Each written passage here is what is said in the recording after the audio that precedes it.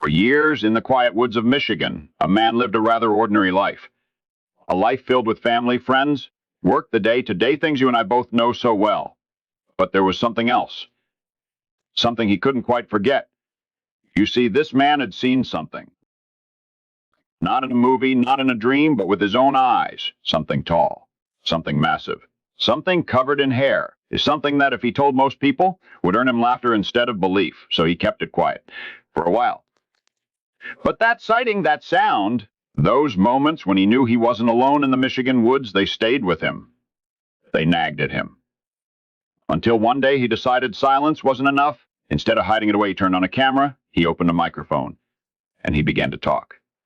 First a little, then a lot, about Bigfoot, about cryptids, about the paranormal, and about anyone else out there who had seen what the rest of the world said wasn't real.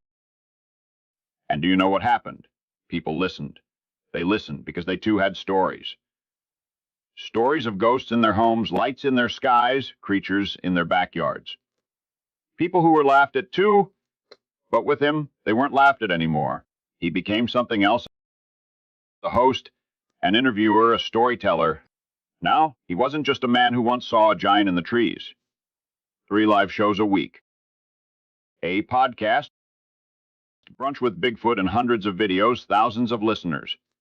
Thousands who no longer felt so alone. And when the lights go on in his Michigan studio, when the camera shines, another guest calls in from another corner of the world, he's no longer just a witness. He is the voice for all those who whisper, "I've seen it too." So today, when you hear a man from Michigan speaking boldly about Bigfoot, about UFOs, about ghosts, about mysteries the world isn't ready to explain, you remember that it all began not with fame, not with microphones, not with an audience, but with one man standing quietly in the woods, looking at something the world says doesn't exist. And now you know the beginning of the story. It belongs to a man known as Bigfoot Michigan Rob.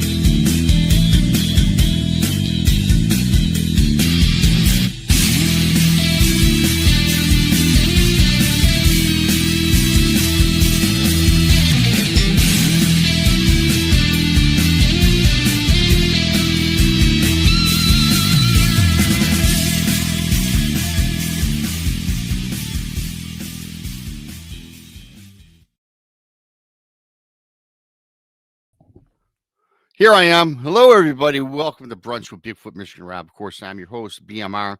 If you notice, I made a slight change to my channel name, Bigfoot Michigan Rob and Beyond, because frankly, we talk about other things outside of cryptids, so I made a little change.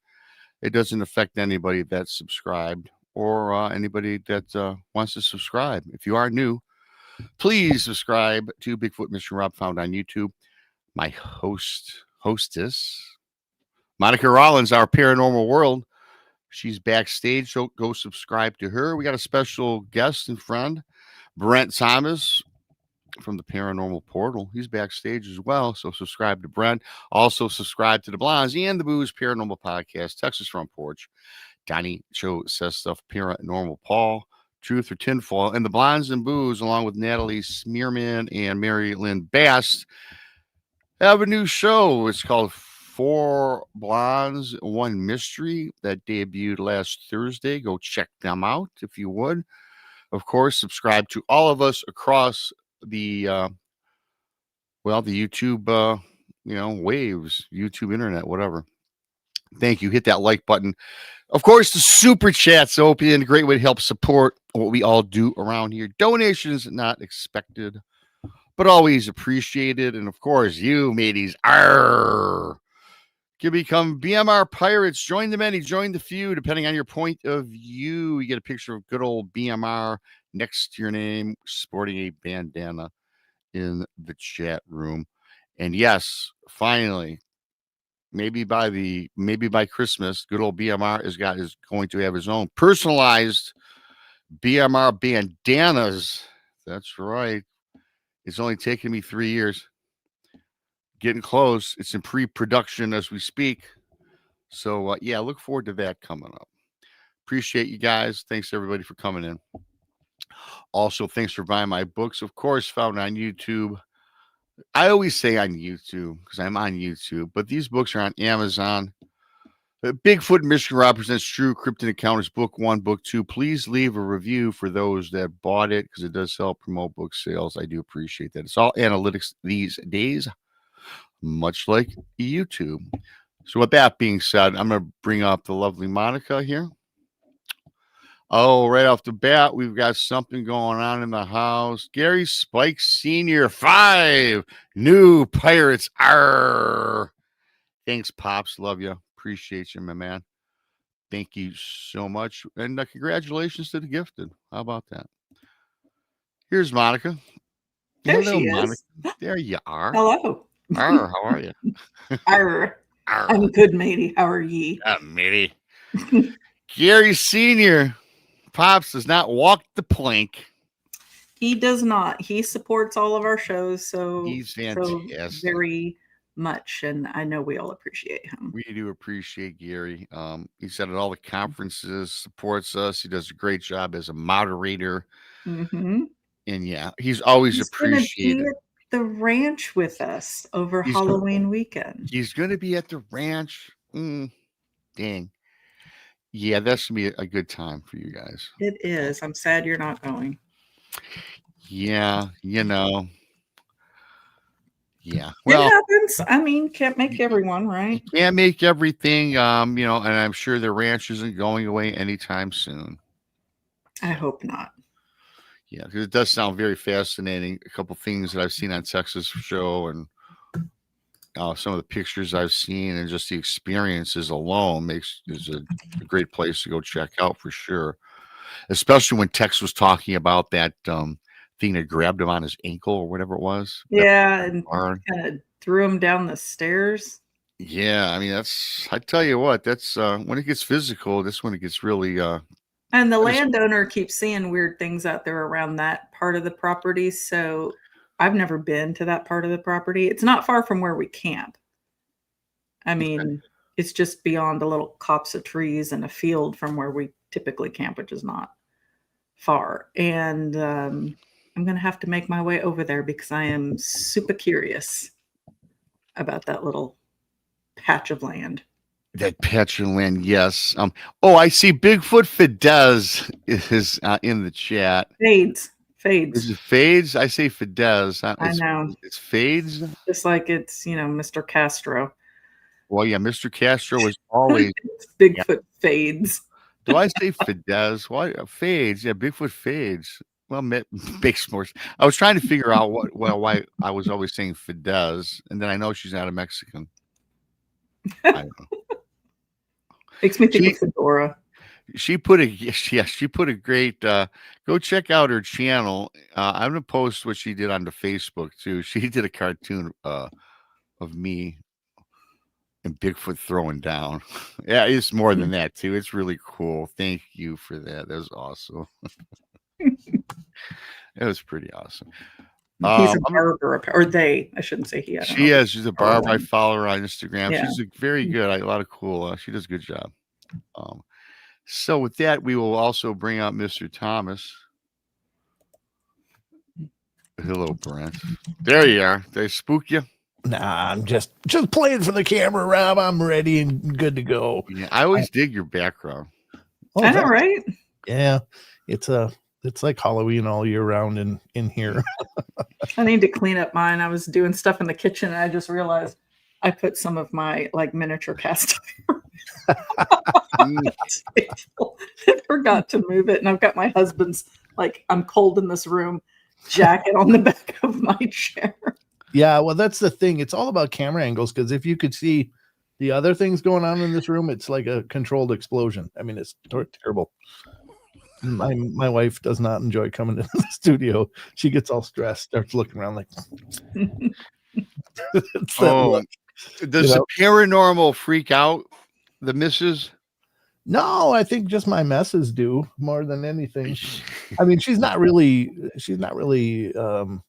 all in on this spooky stuff anyway, just because she just doesn't want to think about it. It's not that she's had experiences herself, especially in this house, but she just doesn't want to think about it. It's like she's just there in her space, and that's the happy place. I know a lot of people that think that if you give it attention, that gives it energy, and then more is going to happen. And I understand that. Sure. I understand that. Yeah. So she's good. And, I don't know. By virtue of doing this stuff, I'm sure that we attract it, and that makes it even more prevalent. But I've had experiences forever. So, kind of like not as long as you, Rob, because I didn't have any as a little kid. But as a young adult, I started experiencing the weirdness. Yeah, and I think that there's something to that. The more attention you pay to it, the more attraction you get from these entities. It's almost a summoning, right? Yeah. Kind of, I guess, in a way. And you know what they say, and I think this is kind of true. They say once you've had an experience, you're more apt or subject to other things, other phenomena. And I believe that, because I've seen my my share of both the paranormal and cryptid stuff, Mm-hmm. much like yourself. And I know Monica's come across some weird stuff in her lifetime too. Mhm. Oh yeah, she's been on the podcast talking about it. Yeah. We've had some wonderful visits, as have you, Rob. Yeah, I've had creepy ones and cool ones, and I think it's a combination of everything. Yeah. I think that probably the one commonality between all three of us, and I'm not saying it's uniquely us, but it seems like even though we've had a lot of experiences, they weren't. It's kind of like we all took it in stride. Right. And some people get damaged by this stuff. It's like really screws with their the way that they think and work and live their lives. But I think for all of us, it's like, oh yeah, that happened. Yeah, We're flexible with our thinking. I think a lot of people are just super rigid, like it's black or it's white, and those are the people that don't have the flexibility to kind of roll with it. Yeah, when it happens. right. It's just unfortunate. Yeah. It is unfortunate. It's strange because when I grew up, I saw ghosts at a young age. You guys know that, a UFO, things like that, and then later on in life, when I was married, I saw the shadow people, the bar hauntings at the bar, and I kind of took it all in stride, like you said, Brent. And I thought, wow, because I was always open-minded and into this stuff, not to the extent that I am today, of course, but I just always thought there was more than just us. There was ghosts. There's got to be creepy creatures or critters running around, Oh, absolutely. UFOs, aliens. We're not the only intelligent life force in the universe, right? I believe that anyway. But I tell you what, though, when I did have the Bigfoot encounter, that really, I was in a dark place for a little bit, as most people know, not getting into that. And I think it was a combination of when my girlfriend passed away.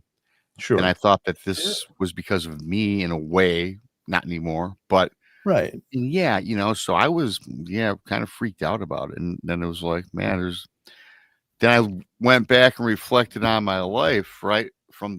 Then these other paranormal experiences, they kind of made more sense to me, and I took them more to heart and started doing, a little more research and talking to people.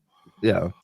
And then when you find out you're not the only one, is what makes it all them that much better, Absolutely. Yeah. I think 100%. it's isolation in that stuff is, I think, what's most tough. But when people start paying attention, like they find shows like yours or mine or whatever, and then they hear people talking, it's like, ooh, it's not just me. That's kind of like mine. And then they feel like maybe a camaraderie, or at least a sense of belonging, that's kind of missing in a lot of this. They do. And what I've also experienced too is all the commonalities. I think I looked up something when I started doing this. I think this is like my 4th year, at least 4 years. And guests that have been on the shows or emails that I've gotten. And then, of course, following you, Monica, Tex, and all the other great people out there. Yeah. a lot of these experiences, some are certainly bizarre, but a lot of them have commonalities, Mhm.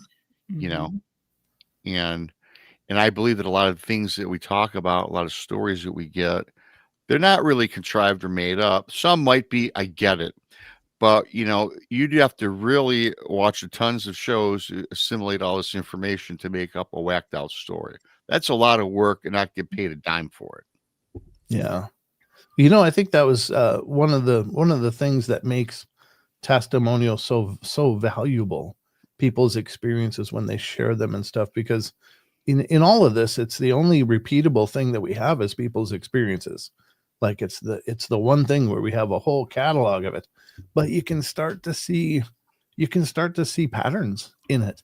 Like, oh yeah, this makes sense. And now this will probably happen. And then this, because there is a formula to this stuff.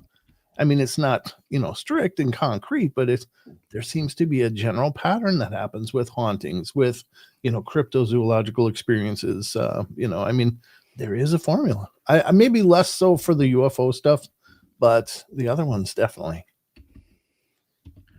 I think so. I can agree with that. I got to show you my coffee cup, Rob. Did you see this? A baby Bigfoot. It's my Bigfoot mug. Isn't that great? It reminds me of the foot from Hotel Transylvania. They don't show all of Bigfoot; they just show his foot coming into frame. Yeah. That reminds me. Tex few years ago, he bought me a replica Patty foot, right? That I've had, and it's the one that got flagged when I was going through the airport. Yeah. And I got it on this ledge over here, and I was vacuuming, and I don't know what happened. My cord got stuck and wrapped around an end table, and I was pushing it really hard, and I hit the wall on the ledge where the Bigfoot, and it fell off and it shattered, and all I have left are the toes. You can get a hold of Cliff Barrickman, and he has Patty's prints. He's got a ton of footprints. Yeah, and he sells them. Yeah. Let me just reach here for a sec. I'll get it. This is from the trackway in Washington, not Patty, but it's a different one. But I don't know if you guys have ever seen one of these in person, but pay attention. Now, my head's pretty good size, but look at that. That's a casting, duplicate casting. Oh my God. The angle you had on, look at how big those toes are. Yeah. Right. I mean, that's humongous. Right. This is about 16 and a half, 17 inch. And this is from the 1982 Gray Harbors, Washington. I was going to say that looks like Gray Harbor. That's a very famous cast. Yeah. It is. Washington? Yeah. Washington State. Yep. But look at the size of that. I mean, gosh. If this was, my head, it could just like a grape. Oh, it could like darn near crush your head. Yeah. But yeah, if you guys get a hold of, just look for the North American Bigfoot Center in Boring, Oregon, and Cliff sells this kind of stuff. And so these are really good reproductions. He's got a ton of different casts too, like molds of casts. Right. And including the Patterson Gimlin ones, which is really cool. And a bunch that Paul Freeman had, including some handprints. And those handprints, when you see the size of those sausages on a Bigfoot's hand, it's like, oh my God, it's literally like Hulk hands. When you see those kids running around with Hulk hands. Yeah. Right. That's literally a Bigfoot hand. Yeah, that's, boy. And of course, another man that had many was, of course, the now passed on Dr. Meldrum had. He had to have. Yeah. Well, I think what'll probably happen, since Jeff and Cliff were so close, was probably Cliff will continue to handle the prints that Doc had and make, whatever reproductions were made, continue to offer those. I hope, because that was a hell of a collection Doc had. Quite the collection, and Cliff's got that museum as well, does he not? Yeah, that's the North American Bigfoot Center in Boring, Oregon. Yep. I'll definitely have to see that one day if I ever make it out to the coast. Yeah. I'm trying to wrangle people out to the West Coast for next year. Next year? Join in the fun. Well, yeah, not this year. No, I next. Well, yeah, next year. Yeah, I mean not before January. What part of the coast are you looking at? I haven't narrowed it down yet. I'm somewhere in Oregon, I'm thinking. Okay. Like Northern California, like Southern Oregon, Northern California. Oh, Or even because I've spent time on the Olympic Peninsula looking. I was on Weyerhaeuser land, which was really cool. oh, cool. Because my friend's brother was like the VP of Weyerhaeuser, and we got keys to gates and stuff. So that was pretty cool. That's cool. But yeah, I'm thinking. Well, I've spent a lot of time out in Gifford Pinchot, which I love. I love Gifford Pinchot, but it is hot as a son of a gun in the summer. Like it is hot in the summer. Yeah. Bigfoot Fidesz. Fidesz, I'm not the only one. Fades. It's Fades. They're a barber. I was listening backstage. Oh my God, you're so smart. I'm so dumb, Monica. Fades, hair cutting. Yes. Now it all makes sense to me. Robbie, you have a unique command of the language. I love it. I do have a unique command. Monica, go. Yeah, So little Patty asked, yeah, that's Disco Ghost. That's Disco my Ghost. that's my Oh, co-host. nice. Yeah, I remember when you first got that one. You were on a show and you introduced little party ghost. Disco Ghost. Disco Ghost. Yeah. Disco Ghost. I actually saw that very same one. I think it was at Michael's, the craft stores.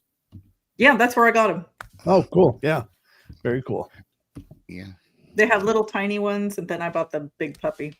It's like I think you made the right 3 choice. feet tall. Yeah, it's pretty tall. Yeah. Yeah, that's pretty sweet. That's how tall is it? About 4 foot? 3 foot, I'd say. Oh, okay, yeah.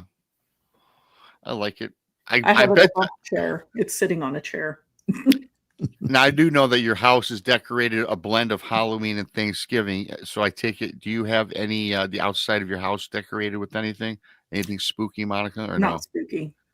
Not spooky. I have the props. I hate dragging them down, and then they're up for a few weeks, and I got to drag them back out because it's not easy to get my stuff in and out of the attic. Even though I installed a winch in the attic, it's still a huge pain in the butt. But I've got the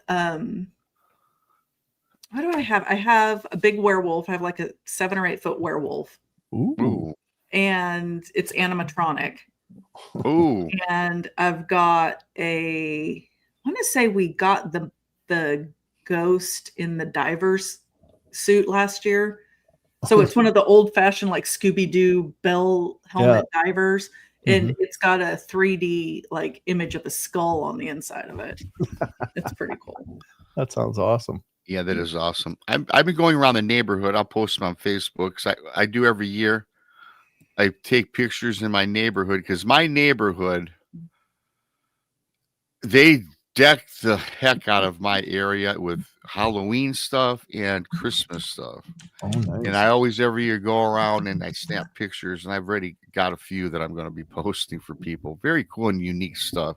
Yeah. Cool. And so yeah, I like doing that. So for today's show, I do have a Bigfoot encounter emailed to me and a one about a clown. If we have enough time, I'll get to both. But what I wanted to do, though, now people that follow me like religiously might have seen this a few weeks ago. Monica probably hasn't seen it. I know Brett hasn't seen it. I think Monica, you might have seen it, but we never discussed it together. Back, Brent, so when we were back at the conference all together, we did a ghost investigation at the Emmaus Village. And and so me, Dally Smearman, Paranormal Paul, and Greg Ogles were investigating this place. And we all took turns with the dowsing rods. Okay. Various parts of this. And I, for the first time, manned them. And I will say this, it was very creepy, and I'm going to kind of give it away. I'm going to show the video really quickly. There is something that growls at us, and you can tell by our reaction. Randy had enhanced the audio where you can really distinctly hear it. In this video, if you have really good headphones, you might be able to hear it. Okay. But so I decided I'm just going to show that little video clip to start the show. Yeah, because we can kind of talk about it a little bit because it's kind of cool. Sure. So I'm going to go and play that clip for y'all. Yeah, it's somewhere. Yeah. Okay, here we go. Ready? So what they're going to do is you can talk through them. When you cross them, it means yes. And when they go outward, it means no. Do you understand? You want to talk to us?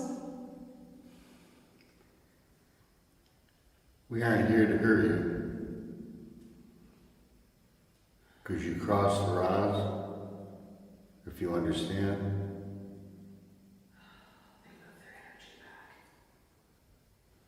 They move their energy back.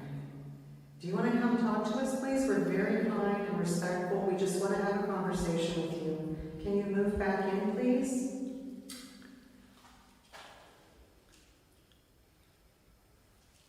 Cross means yes. Outward means no. Can you cross them, please? There we go. There we go. You can do it. Just use your energy and cross them.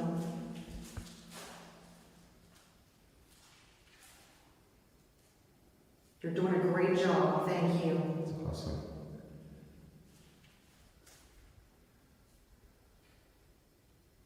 Okay. Are you a patient here?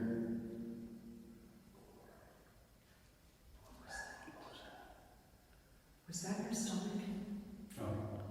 I just heard a growl. It was a growl. I heard it too. Yeah. Were you a patient?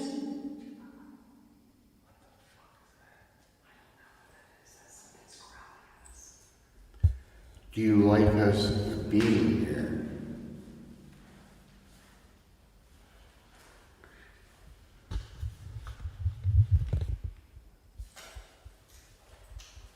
Are you having a hard time communicating with us? Remember, cross means yes, outward means no. Are you mean? Do you like us being here?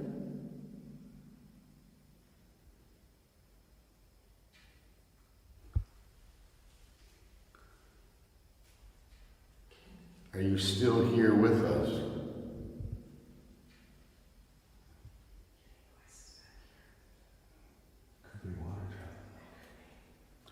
Was that you that growled?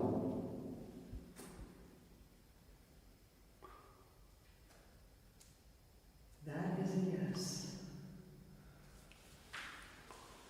Why did you? Okay. Very good. Thank you. Thank you for answering.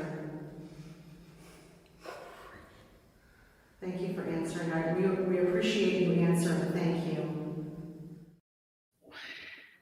That last one, man, you can see a distinct movement of the rod when I asked, did you growl at us? The other stuff was kind of, but you guys, that growl, oh my gosh, we heard this and we were in the basement of this place. You could see the walls were thick. We're down below. There was nobody in there. And I heard it right in back and we go, growl. And we all did. And that, you guys, I never experienced, I experienced weird stuff, but that, I'll put that in my top 10 list, man. That was something. Oh, Monica, I didn't hear you. I said, okay. Oh, okay. There you go. Yeah. So It's kind of creepy when things growl because it's like pretty universally not a good sound. Right? It's not a welcoming sound. Yeah, no. Rawr, come in. Rawr. yeah. Oh, Christ. Welcome. Rawr. Yeah. And Arvin, get out of here. So when you hear a growl, you already know that something's kind of pissed, Yeah. or a lot pissed, and it's not a good start. And the growl wasn't, I'm not going to say it was a werewolf or a dog man, but it was unlike any creature of the woods, any mammal of the woods, It was pretty scary. I mean, it was. Mm-hmm. And we had done that. Natalie had gotten some communication with something else, which was cool. But all in all, man, that place is pretty creepy.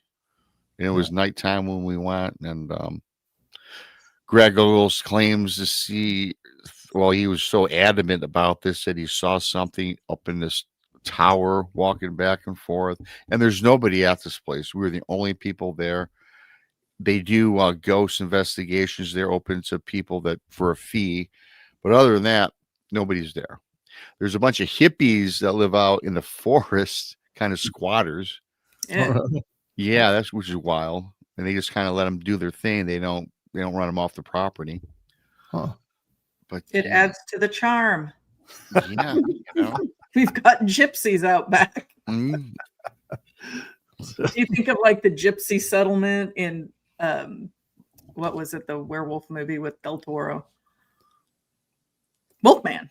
Oh yeah. Well, That's on my man, mind. I've seen bits and pieces of that, Monica. Yeah. Not the whole movie. People are like, yeah, they got gypsies. That's what I think of. Yeah. Well, if you remember the first Wolf Man with Lon Chaney, that was gypsies, right? Yeah. You remember the black and white? gypsies. Yeah. Mhm. Yeah, they cast the spell. Well, not really got bit by a They werewolf. cast a spell. She was trying to protect him. Protect him. Well, not the gypsies. Her son bit him, and he was a werewolf, and then he ended up dying after his body left and went over to Lon Chaney. I believe that's how it went, right? Similar to that. Well, he got bit, and the curse is in the saliva. You know, and I consider that. So if you consider that let's say vampirism and werewolf, right? Your werewolf disease, whatever you call that.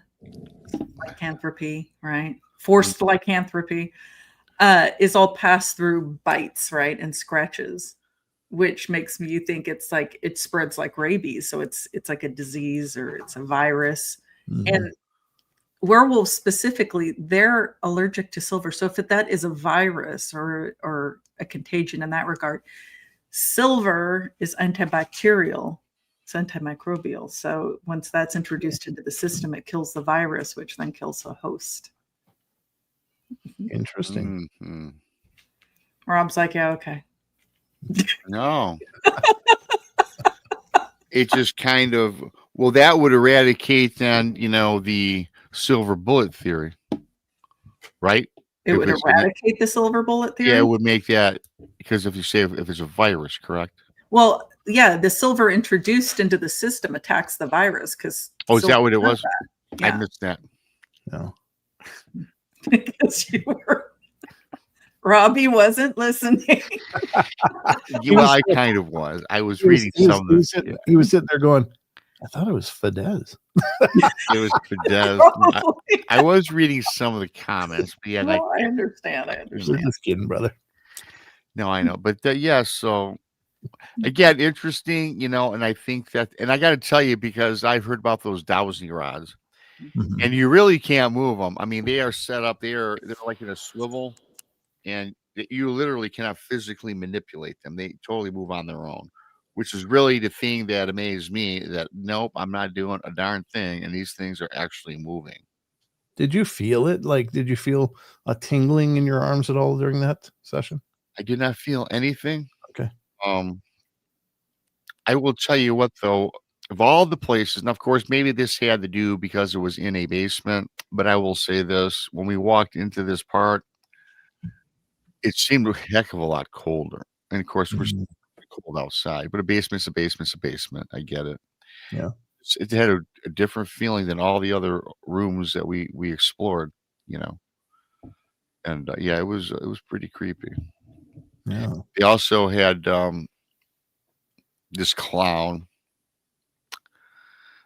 Now I know that they have certain props in this place when they have, just to creep people out, which has been moved all about all the rooms. Which when I seen that, I'm like, So we went in that room, and yeah, and in fact, when Natalie was doing the dowsing rods, not too much was going on, but then she asked, "Do you like this clown in here?" And when because we got in contact with, I think, of a patient that was there years ago or centuries ago, however long it's been there. Hmm. And when she said, "Do you like this clown in here?" And much like what happened with me, that rod really emphatically moved and crossed, and said, "Nope." And we're like, "Okay." So, and then the question was, "Would you like us to move it?" And it was, "Yep."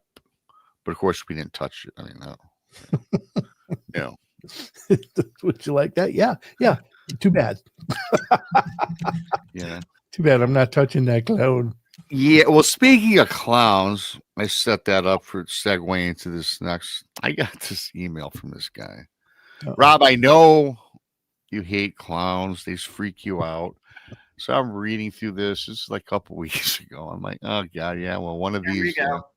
I'm like, here we go. So yeah. So I'm reading through it. So I'm going to share this with you guys, and it's pretty. It's good. It's cool for Halloween. And the email was titled, "Everyone is afraid of clowns." Ha ha ha, Rob. Rob, this is for you. Sorry, it's about clowns. The guy says. He goes, "My name is John." LOL. So whatever. You know how that Sure. goes, right? All When you right, get John. stuff. Okay, John. Johnny. Whatever you say, John. Yeah. I promise, Rob, this isn't. He goes, I promise, Rob, this isn't just another of those cheap Halloween horror stories. This story is real, and it happened to me and my brother and our friends. He says we grew up in this cozy little quaint neighborhood, he says, curved in a semicircular park. It stretched through the woods, and it was off of this old railroad line, I guess, or tracks. And it says as kids growing up, him and his friends, they always, and his cousins and all this, they always played in the front section of the woods. And they said they never really, ventured too far from the woods, just right on the outskirts. And they played at this spot for many years, these kids. And so there was never any trouble. It was always just a good time. And he says, Rob, I'm going to go on with what happened. He says the date on this was October 30th, Halloween, right? 1994. Okay. He says, so it's his brother Jimmy, their best friend Sarah, and Jimmy's other pal. I think his name is Ian probably. And they were constructing this little dam in this little stream that ran through the park and into the woods. And the boys decided to head back to Ian's place for some snacks, to get some food. Again, not very far from home.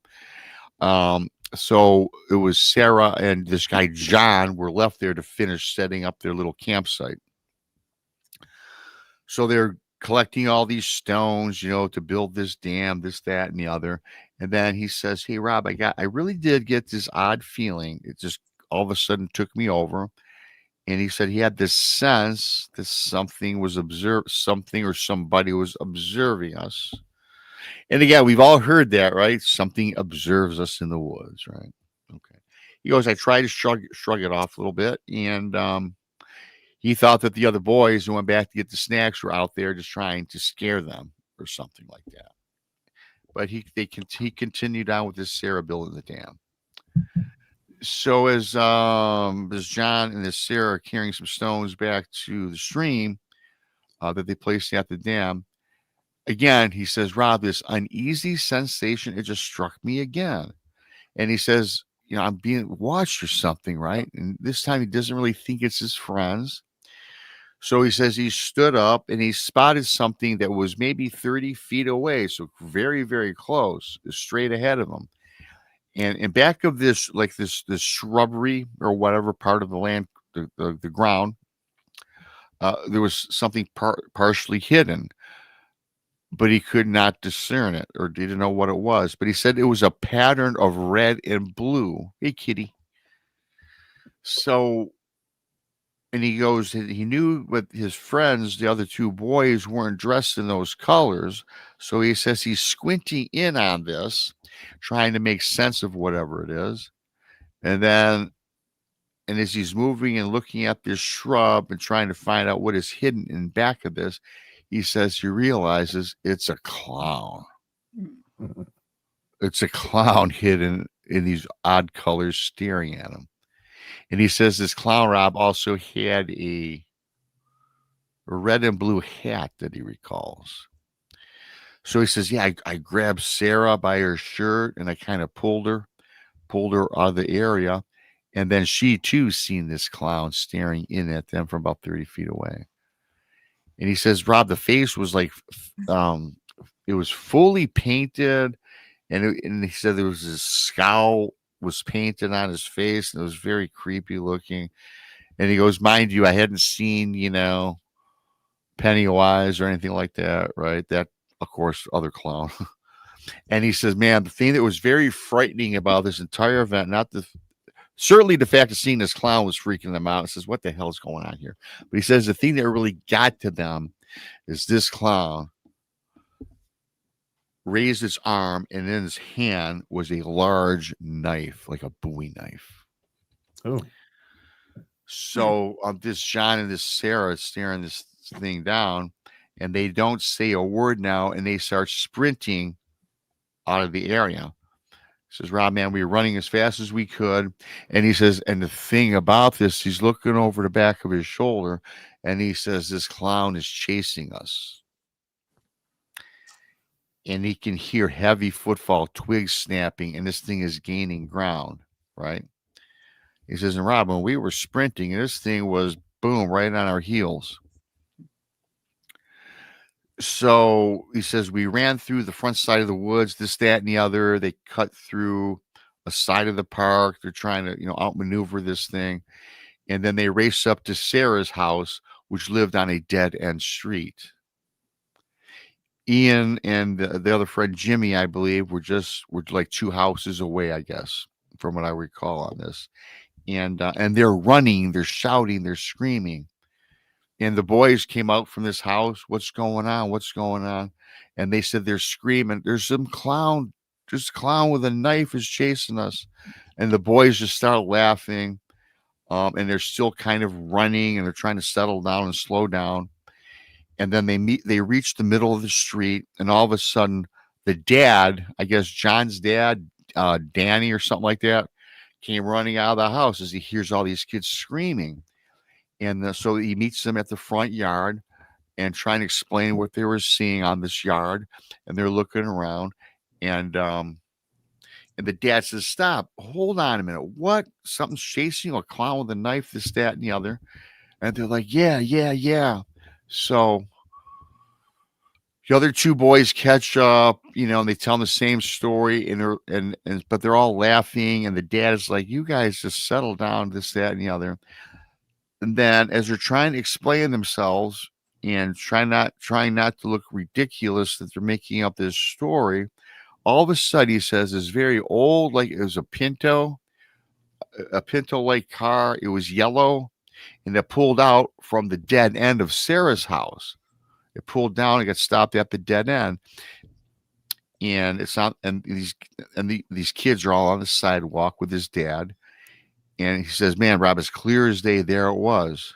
It was the clown that steps out of the car. But this time he must have lost his hat while he was running after them.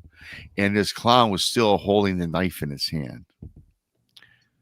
And it was kind of taking his finger, I guess, what he's trying to explain to me, and kind of motioning toward them to come to him at the car. There's this clown wielding this clown wielding a knife, right? Mm-hmm. So the father grabs the kids and starts rushing them into the house, this, that, and the other. And then the dad was going to accost this clown sporting a knife. And all of a sudden, this car sped off at this dead end and just barreled through the neighborhood off the street and just took off. So the father calls the police. They make this report. They gave statements, this, that, and the other. And then the police went out there and they patrolled this neighborhood for weeks. Of course, the kids were never allowed to go back to the park, and the entire neighborhood was on alert to look for this clown, which seems to be more of a real story now, wielding a knife, as it was spotted by the father, the kids, everyone's seen this thing at the dead end. And a few months later, whoever it was, the city, I guess, started clearing out the woods, cutting down trees. I mean, they just went on this elaborate renovation of this area, right? Never came up with anything. The clown was never seen again in any other neighborhood.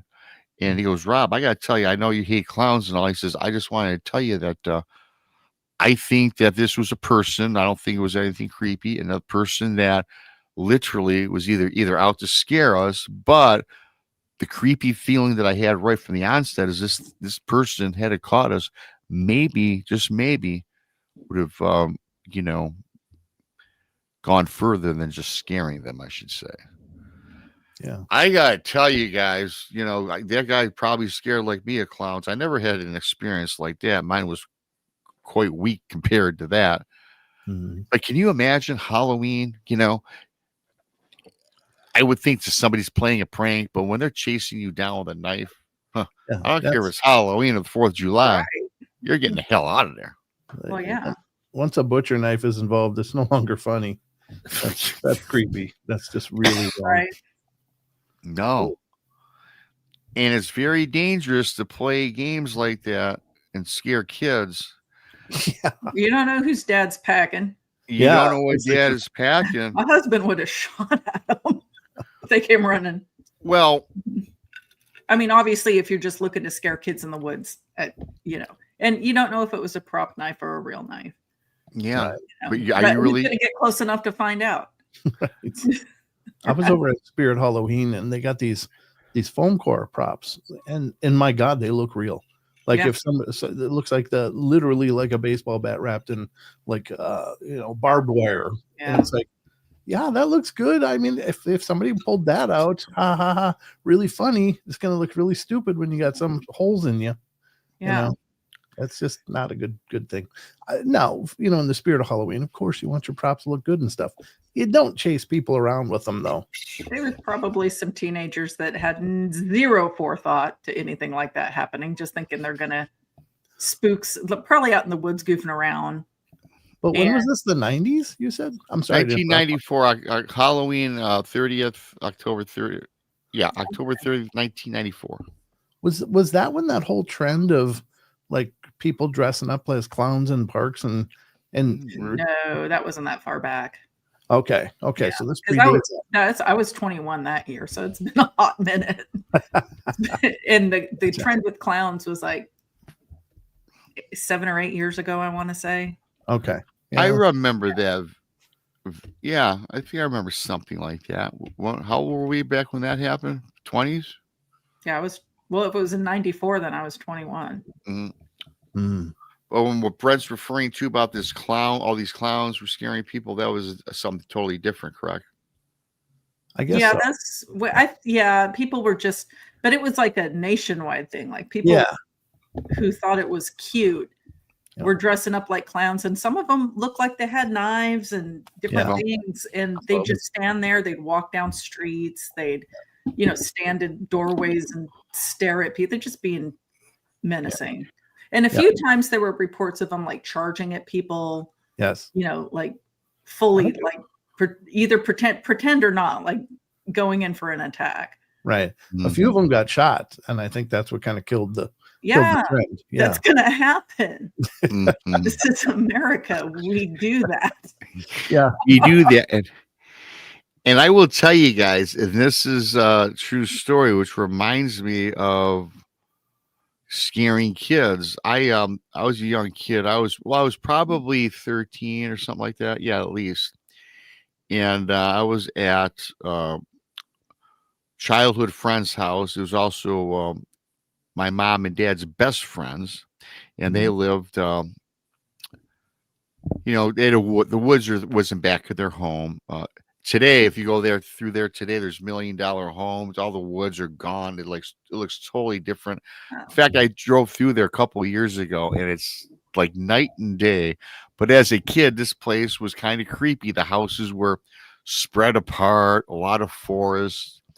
I remember there was a kennel back in the woods. You would always hear the dogs yapping at night. It was just kind of creepy, but we always would go through these woods because, we were boys and we liked the woods.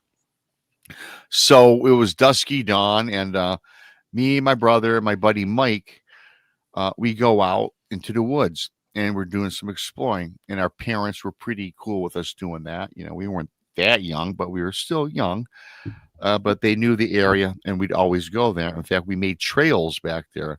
So I remember I was sporting an actual real machete to cut down, some of the brush as we, traversed about. Parents let us have it and says, yeah, no problem. So we're doing our thing back there, and we're in there for quite a while.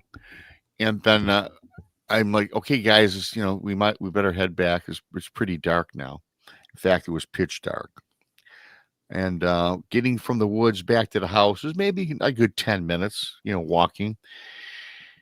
So we get to the back of my mom and dad's friend's house, and there's big trees in the backyard. I mean, they're big. They're like 4 foot wide, huge, beautiful trees. And I got the machete, and I'm walking, and I get past this tree, and all of a sudden, jumping out in front of me is a werewolf. Oh. It's not a real werewolf, okay, but it's nighttime, and it was a werewolf head, mask, and like fur, and it was and it was a costume, mind you, creepiest, but it was scary, and it's growling, and it's running at me, and right in front of me, and my reaction, my brother's in the back of me, and this kid Mike, and my first reaction is to defend myself, right? I got the machete in my hand, and this creature is coming down on me, and I lift it, and I whacked it, and I hit it right in the chest, and it buried into the suit. Oh. And the guy goes, Robbie, screams, takes off the mask, and it's my dad's friend Mickey. And my dad's running, stop, it's Mickey. And this suit he had was pretty thick, and it got buried an inch into the suit. Oh, and so I could have killed the guy. Yeah. If he had like a t-shirt on. It would have been reasonable. I probably would be. You're terrified in the moment, of course. Well, yeah. So it goes, and back in the day, these guys are 30 years old or so. My parents are 20 years older than me, so however old I was, but they were probably in their mid 30s. And what started out to be just a prank to scare us could have ended up being something totally much more serious, man. Yeah, that's how you get things.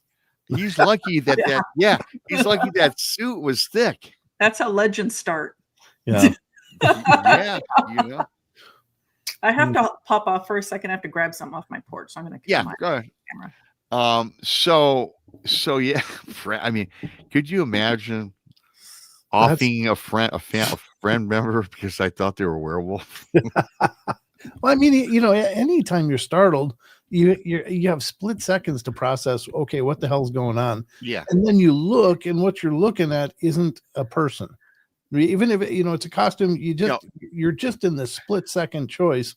So yeah, you got a machete, you're going to be using it. So it was like, no, and I'm not thinking it's any of my dad or his buddy dressed up. That's the furthest from my mind. And this thing looks real, and it's dark, and you don't know what it is.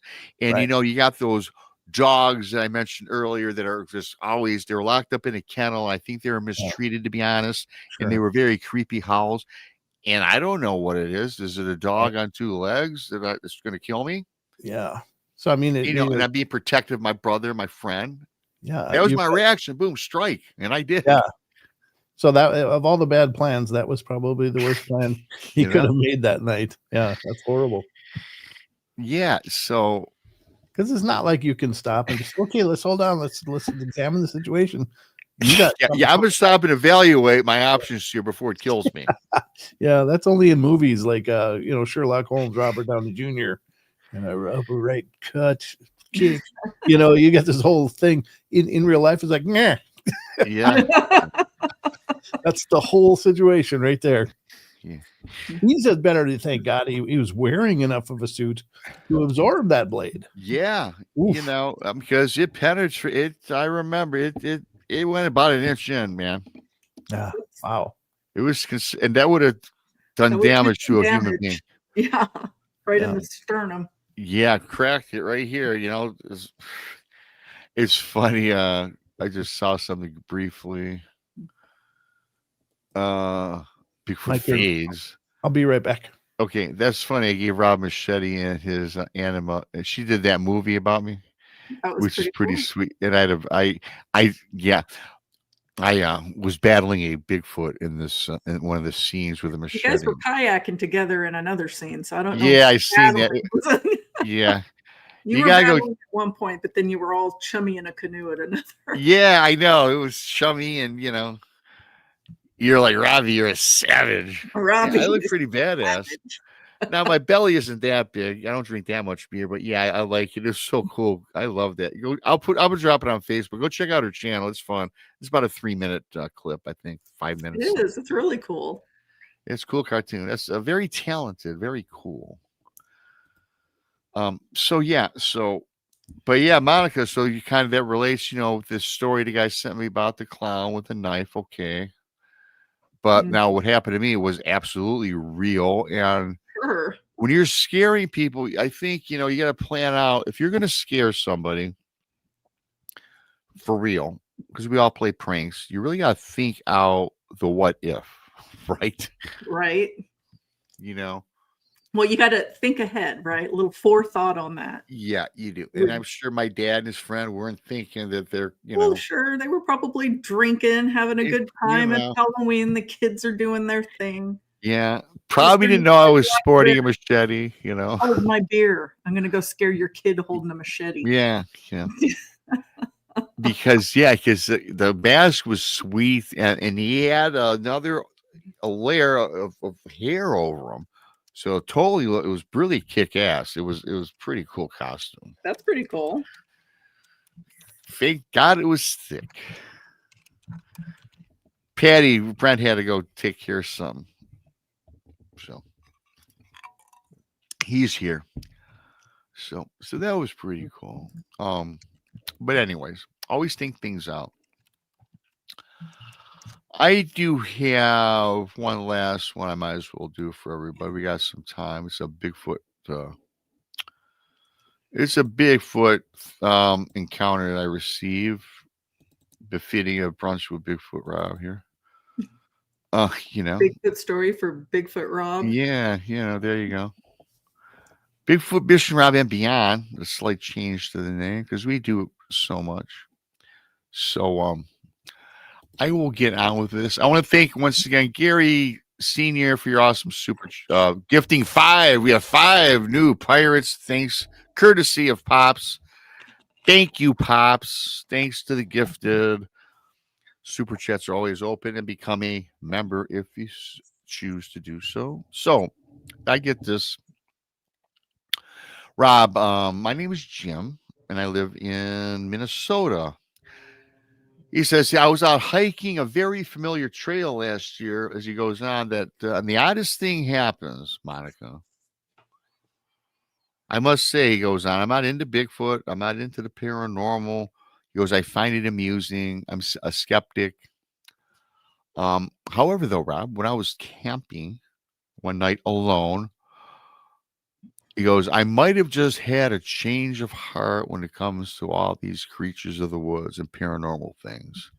He says he was walking a very familiar trail, and for the first time in his life, he felt he wasn't alone. And again, we do these stories, all this data. Everyone's always, you get that feeling, and we all get it. We get it all the time. Walking along, he goes, man, I felt alone, or something was there, right? And I'm by myself. So he goes, man, and I'm thinking I'm just getting paranoid for whatever the reason. He goes, so paranoia sits in, he's looking over his shoulder. And then he realizes that he thinks now, he goes, Rob, I don't know at the time of his paranoia or what have you, but I feel like I'm being stalked. He goes, Rob, every time I took a step, something took a step. And he goes, and it was walking. It wasn't on 4 legs, wasn't an animal. It was something on 2 legs. He goes, when I stopped, it stopped. When I moved, it moved. This, that, and the other. So as I'm reading through this, I've said that's typically predator behavior, right? So he says, now he stops, and all of a sudden he feels like he's getting rushed. He can, from where his vantage point, he can hear something running towards him. And this guy, he says, Rob, I take off and I tripped and I fell down. I hit my head. And he goes, I blacked out. He says, Rob, the craziest thing, mysteriously or whatever verbiage you want to use.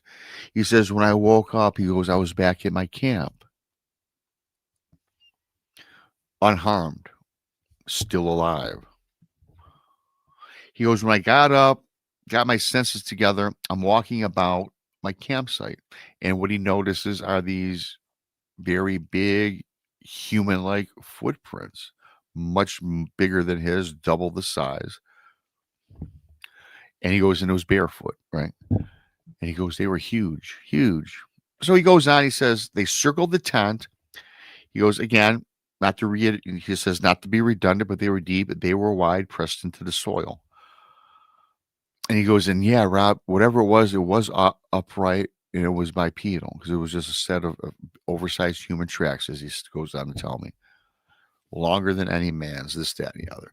So he said he got down on the ground, he takes his hand, and he's kind of feeling into the print, and he goes, it was very damp, very soft, very relevant, it was just very fresh, I should say. So then he says he noticed something else that was very odd and peculiar. He goes, the small campfire that he had burnt out right during the night or hours earlier, whatever it was. But he says, Rob, the campfire was neatly rebuilt with fresh wood stacked into like a teepee shape, like somebody actually took the time to meticulously put this all together. And and he goes, wow. He goes, I know for a fact that wasn't me. Then he says he sits there. He says his heart's kind of pounding. He still doesn't. He's trying to figure out how he got back to his campsite. He's still reflecting on being allegedly chased during the woods and remembers hitting his head. And so his heart is racing, and he just doesn't know what's going on here. And then he says, Rob, I think I got this feeling that something had to carry me back here. Maybe it was the thing with these big footprints. I don't know. He goes, I wasn't dragged. I was carried. He goes, his boots are still laced. He says his backpack wasn't unopened, nothing. And he goes, there was, and the campsite was pretty much left the way it was, except for that teepee. He said it was only the prints. But then he said he did notice that there was a faint smell at the camp of something like musky, kind of wild, pungent. So now he thinks, yeah, I wasn't dreaming any of this. Something accosted him, and something took him back to camp. Then he says, Robbie's sitting there trying to get his final thoughts together when he hears his deep, low, resonant sound. He says, not a growl, but not a moan, just kind of emanate from the forest. He says it wasn't that close, but it wasn't that far either. It was kind of hard to differentiate the distance. And he says, I never saw it. I never caught a glimpse of this thing. He goes, all I know is this, something happened to me. And now he says, when I wake up, and I think every day that I think that perhaps I did have an encounter with something of a paranormal element. Wow. Goes, Rob, you think it was a Bigfoot?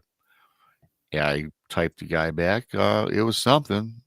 I mean, if you take the evidence that you've gotten, maybe something, and this is my thoughts, and you guys can go, maybe there was a predator tracking this man down, and maybe it was a Bigfoot that, scared off the predator. He hit his head, and maybe the Bigfoot did carry him back to the camp. That's the first thought that I had. I mean, I could be off base, but I think I believe that story. I think something happened to this guy. What? Who knows? Yeah, it's bizarre. It's really cool though. I mean, that's a really neat ending, because the part where he fell and hit his head and was knocked out cold. I'm like, oh no. Well, now you're screwed. Yeah. But he ended up finding himself back at camp, and it even set up a nice fire ready to go. That's pretty amazing. Yeah, and I had a story similar to that a long time ago that I remember reading. It was kind of similar about a guy falling down and getting carried back to camp allegedly. So Mm. again, what I think is cool. I mean, are people copying other people? Again, that's why when I do these, I find them fascinating. Take them or leave them, but there's things out there. You think that maybe something, Monica, went on with this guy, something out of the ordinary? Yeah, I mean, what it was, who knows? I mean, it sounds very much like other Bigfoot encounters, right? Where they Yeah. protect you, and Yeah. then maybe not so much you're knocked out and they're carrying you to camp, but that protective nature, you hear a lot of stories about that. Yeah. Which is interesting to me because there's so many stories in like native folklore where these wouldn't protect you and carry you back to camp, especially in the Pacific Northwest. Now I can't remember if you said where this took place, but I like hearing those stories. I do, because I mean, I've been out in the woods so much. We all go out in the woods. Nobody wants to think about something that's like stalking you in a predator fashion, Yeah. while you're out there having a good time, especially in this guy's case, he's not doing anything. Yeah. Yeah, and here's a guy that says, "Hey, man, I didn't really believe in Bigfoot or the paranormal. Found it interesting. Kind of jokes about it." Mhm. But the thing about this is one of those experiences that kind of totally rearranged, changed his paradigm or his way of thinking, Mhm. because he cannot account for what happened to him. I mean, and then according to him, the evidence is kind of prevalent. Oversized feet, heard a growl from the woods, that built teepee in the fire pit, and he has no idea how he got to where he was. Huh. So I tell you what, if that happened to me, I'd have to wonder. Mm-hmm. It just, how can you not? Yeah, no doubt. Well, there's one story that I remember covering maybe a couple of years ago, and it was I think some guy was like kayaking up in Alaska or some very remote place like that, and he was going along, and I forget what happened. I think he had an accident and like busted up his leg and bruised, like his whole body was kind of messed up, and so it was just like he was just beaten down, and then it started pouring rain, and then he woke up hours later, and he was under like a very dry edge of like a tree that was sheltering him, and then there was like a leaf on the ground full of like wild edible berries and stuff, and so something grabbed this guy out in the remote wilderness and took him to a shelter and like left him a snack, so that's really cool. Wow. Did you guys recall that story too about the kid? I think it was in South Carolina or North Carolina. Is that the 3-day loss? 3 days, and then he was put in a bunch of bramblewoods or whatever. Yeah. And he says that the bear or something carried him back. Mm-hmm. Yeah. Was that ever proven as anything, or it's just a story that we don't know anything more about? Yeah, the kid probably, I mean, he's a 3-year-old kid or 2 or 3 years old, and so he probably wouldn't have the vocabulary to say Bigfoot, but he probably grabbed the most sensible thing for him, which was a big hairy thing. It must be a bear. So yeah, I don't think there'll be any more evidence that can be ascertained. Right. But what a cool story. I wonder if the kid will remember that, any part of that. No, what if they, like when they're our age? hypnosis? When he's older, they can do hypnosis. That'd be cool. I don't know. I remember stuff from when I was 3. I remember getting my diaper changed, not a bunch of times, but I remember at least one time. So I remember when my brother was born, and he's 2.5 years older than me. Yeah. Oh. No, 3. He's just over 3 years older than, or younger. I mean, younger, not older. Yeah, you remember when I wouldn't remember that. Just got off some awesome. Yes. No, I remember lots of things because I can remember kindergarten, things from kindergarten, because I remember that can you remember, Monica? I remember a lot of kindergarten. I remember Carrie de Tavernier. I even remember the name. She was my first love. I loved Carrie. I remember my teacher, Mrs. Lincoln. Mine was Sister Alex. Mine was Miss Landers, and she was gorgeous. I was in love with her. Yeah, mine was Sister Alexine, kindergarten. Yeah. Oh, I can tell you all my teachers. I can tell you all my teachers throughout life, but not too many in college. I can tell you the ones that made an impact on me. Like I just remember it. I remember kindergarten. I remember my first, second, third. I remember all of my teachers really, but like the kids, just the ones that made it. Like once you get into high school where you have the multiple classes and the multiple teachers, then I just remember the ones at that point that made an impact on me. Sure. Yeah.